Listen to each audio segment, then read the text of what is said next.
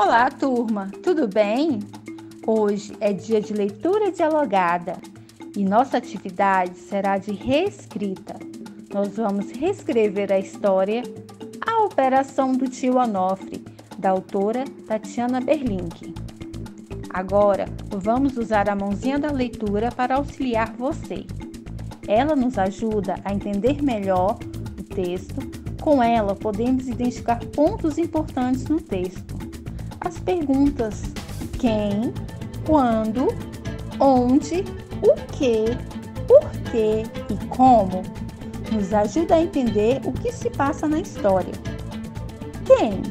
Essa pergunta ajuda a identificar os personagens da história. Personagem é quem pratica as ações na história. Quando? Essa pergunta nos ajuda a entender o momento, o tempo em que a história acontece. Expressões como era uma vez, há muito tempo atrás, um certo dia, ontem, no fim de semana. Então, são expressões que nos ajudam a compreender quando essa história acontece. Onde? Toda história acontece em um lugar. Saber onde é conseguir identificar o lugar ou lugares onde a narrativa acontece. O que? Os contos apresentam sempre um conflito que precisa ser solucionado.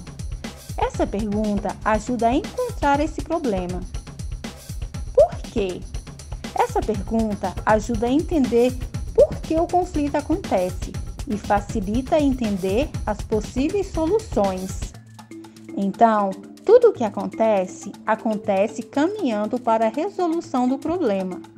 Quando você entende por que esse problema acontece, você começa a ter ideias de como isso pode ser solucionado lá no final da história. Como? Essa pergunta te ajuda a entender o modo como o problema apresentado foi resolvido. Então, você irá ouvir a história novamente, depois irá produzir a sua reescrita. Mas lembre-se que quando vamos produzir um texto, nós precisamos de título. No nosso caso, o título é A Operação do Tio Onofre. Parágrafos. Toda vez que começamos a escrita de um texto, tem que ter parágrafos. Pode ser 2 ou mais. Letra maiúscula. Lembre-se, no início de frases ou em substantivos próprios, usamos letra inicial maiúscula. E pontuação. Não podemos esquecer a pontuação. Quando terminamos a frase, usamos o ponto final. Se for um suspense, uma aventura, uma surpresa, nós usamos o ponto de exclamação. Se for uma pergunta, usamos o ponto de interrogação.